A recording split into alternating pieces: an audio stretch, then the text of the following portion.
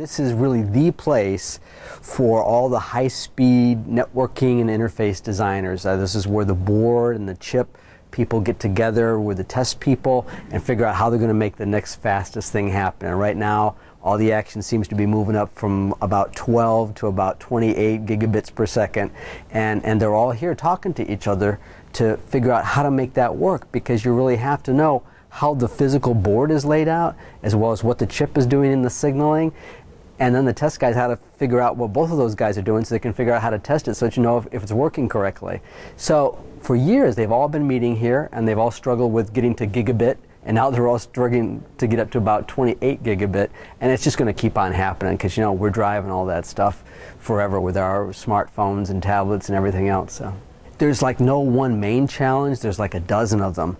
I was in an Agilent talk today, and they were talking about how, you know, you design a board and you get this board back from the factory, and the board is just, you know, it's just a physical board of traces in the PCB, and there's like a dozen different things that can go wrong based on a little blip of solder went here, or a little blip of solder didn't go there, or whatever. All these different things that can happen wrong, and those little physical things on the board all relate to different kind of signaling things that can happen when the chip is trying to send a 1 or a 0 to another chip. So it gets really complex really fast. So there's like a laundry list of what they call signal integrity and power integrity issues that can happen all across the design, and they're really gnarly. And every generation, there's a whole different set of them. And it's like learning a new calculus with every generation. Yeah, it does require a lot of engineering brain, but it also requires a lot of automation to get it done. You know, again, I was hearing presentations today of people talking about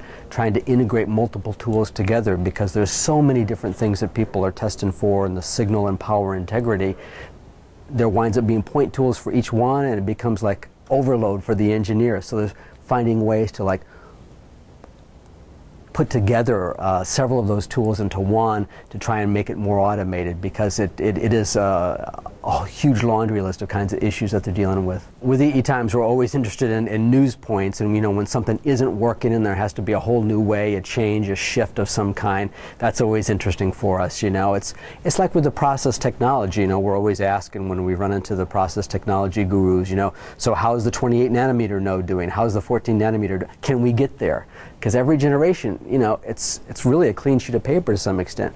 So with these guys too, it's like, really it is like an analogy to the process technology. You know, with the 28 gigabit node, can we get there? And when we get past that, there's going to be a 32 gigabit and so forth. And someday there'll be 100 gigabit serial channels, you know. And with each new node, we're asking, can you get there? What's the problem like? And it's really, it's deep, real life engineering. That's what makes all this stuff happen.